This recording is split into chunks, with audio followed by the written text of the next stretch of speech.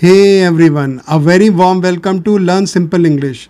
दोस्तों, आज के वीडियो में हम सीखेंगे न्यूज़पेपर से लिए गए कुछ बहुत इंपॉर्टेंट सेंटेंसेस जो अक्सर किसी न्यूज़पेपर में यूज़ होते हैं। फॉर अ चेंज, इस बार मैंने एक बड़ा न्यूज़ आइटम लिया है और उसे कुछ सेंटेंसेस में तोड़ दिया है कुछ मॉडिफिकेशंस के साथ। No more excitement, let's get into the video and here begins the first sentence. इस सेंटेंसेस से आने वाले लगातार 14 सेंटेंसेस एक ही न्यूज़ आइटम से संबंधित हैं।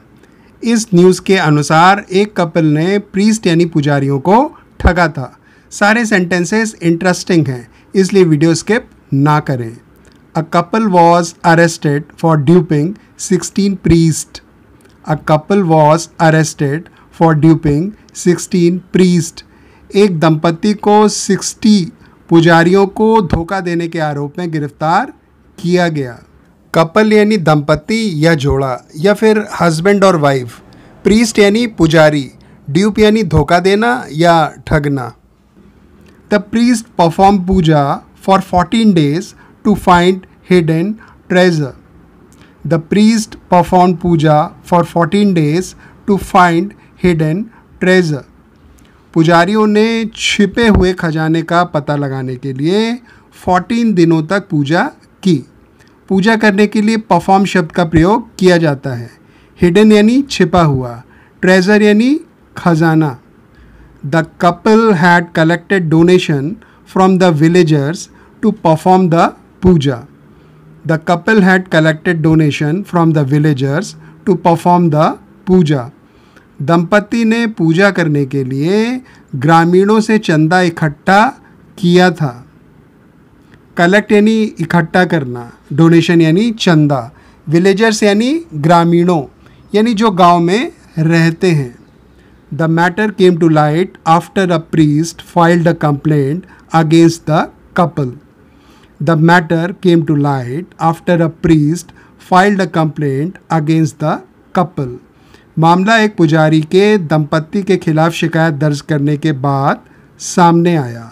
केम टू लाइट यानी पता चलना यानी किसी राज या बात का अचानक सामने आना। फाइल अ कंप्लेंट यानी शिकायत दर्ज करना। After finishing the rituals the couple handed a sealed cotton bag to the priest. After finishing the rituals the couple handed a sealed cotton bag to the priest. रस्मों को पूरा करने के बाद दंपति ने पुजारियों को एक कॉटन की बंद थैली सौंपी। रिचुअल्स यानी रस्में जो किसी पूजा का हिस्सा होती हैं। सील्ड यानी बंद। The bag contained donated money. The bag contained donated money. Bag में दान वाले पैसे थे। कंटेन यानी किसी चीज़ का बैग या किसी और चीज़ में होना। यहाँ बैग में पैसे थे।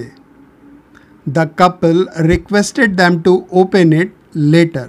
The couple requested them to open it later. दंपति ने उनसे इसे बाद में खोलने का अनुरोध किया। लेटर यानी बाद में। When the priest open the bag letter.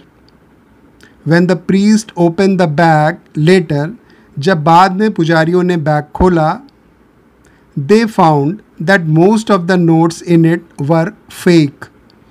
They found that most of the notes in it were fake.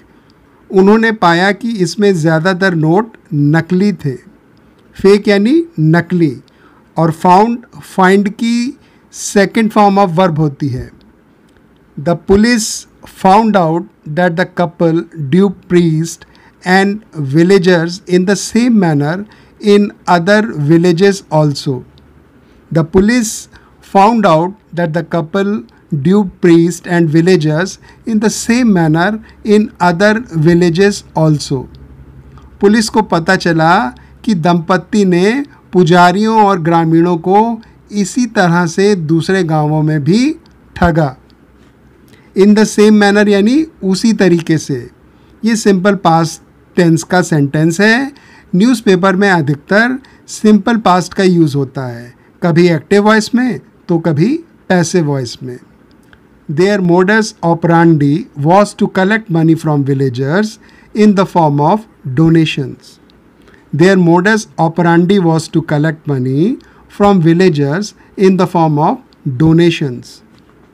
उनके काम करने का तरीका ग्रामीणों से दान के रूप में धन इकट्ठा करना था. मोडस ऑपरांडी यानी ये एक लैटिन फ्रेज है. इसका अर्थ अक्सर अपराध करने के तरीके से होता है. यहाँ कपल का मोडस ऑपरांडी दान के रूप में विलेजर से पैसे इकट्ठा करना था. After the puja they would hand over fake notes as payment. After the puja they would hand over fake notes as payment. पूजा के बाद वे नकली नोटों को भुगतान के रूप में सौंप देते थे.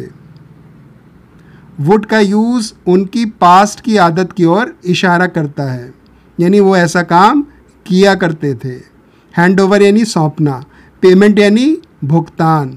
The police said that the couple has been committing fraud since 2013. The police said that the couple has been committing fraud since 2013. Police ने कहा कि दंपति 2013 से धोखाधड़ी कर रहा है. कमिट फ्रॉड यानी धोखाधड़ी करना. इलीगल एक्ट्स के लिए हम कमिट शब्द का प्रयोग करते हैं, जैसे टू कमिट रॉबरी. चूँकि पीरियड 2013 से दिया गया है, इसलिए प्रेजेंट परफेक्ट कॉन्टिन्यूअस टेंस यानी हैज़ बीन कमिटिंग का यूज़ किया जाएगा. The police also said that the probe will be conducted into the properties of the ashram. The police also said that a probe will be conducted into the properties of the ashram. Police ने यह भी कहा कि आश्रम की संपत्तियों की जांच की जाएगी. प्रोब यानी जांच. प्रोब के बाद प्रपोजिशन इनटू का यूज़ होता है. प्रॉपर्टीज़ यानी संपत्तियाँ. प्रोब करने के लिए अक्सर कंडक्ट वर्ब का प्रयोग किया जाता है. The call details did not reveal much. The call details did not reveal much. Call detail से ज़्यादा खुलासा नहीं हुआ. रिवील यानी खुलासा करना, यानी किसी नई बात का निकल कर आना या उसे सामने लाना. The bank accounts were opened following the submission of fake IDs. The bank accounts were opened following the submission of fake IDs. फर्जी IDs जमा करने के बाद बैंक खाते खोले गए. सबमिशन सबमिट वर्ब की नाउन है, जिसका अर्थ होता है जमा करना या प्रस्तुत करना. फॉलोइंग यानी के बाद. ये सिंपल पास्ट का पैसिव वॉइस में वाक्य है. The probe team stumbled upon a vital clue. The probe team stumbled upon a vital clue. जांच दल को एक महत्वपूर्ण सुराग हाथ लगा. प्रोब टीम यानी जांच करने वाली टीम या दल. स्टम्बल अपॉन यानी किसी फैक्ट का या किसी नई जानकारी का या किसी सुराग का अचानक पता लगना. वाइटल यानी इम्पॉर्टेंट या खास. क्लू यानी सुराग, यानी ऐसा कुछ जिससे जांच आगे बढ़ सके. Friends, I am confident that this video lecture was quite useful to you all and will definitely help you in understanding any English newspaper in a better way. I would say this again, that reading English newspaper is the best way to improve your English, as the range of sentences and vocabulary used in any English newspaper is very vast and will definitely help you improve your English, especially your written English.